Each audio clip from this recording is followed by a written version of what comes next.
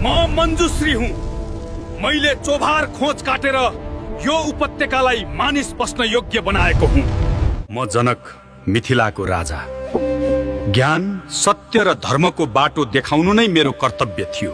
म सिद्धार्थ गौतम बुद्ध, शान्ति, करुणा र अहिंसाको सन्देश संसारभर फैलाएँ। म अंशु वर्मा, लिच्छवी युगमा मैले नेपाललाई संस्कृत, व्यापार र कूटनीतिमा मजबुत बनाएँ।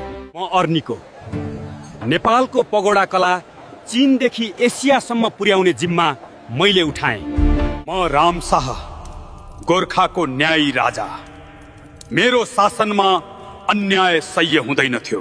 म पृथ्वीनारायण शाह, साना राज्यहरू एक गरेर आधुनिक नेपालको आधार बनाएको हुँ।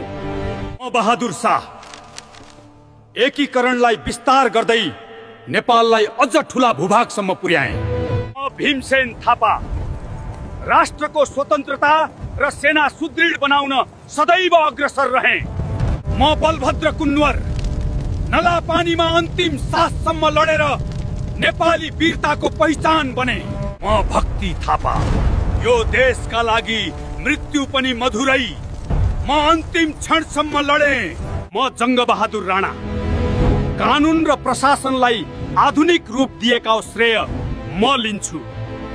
यी हुन् नेपालका महान चरित्रहरू जसले इतिहास लेखे, पहिचान बनाए र राष्ट्र उभ्याए।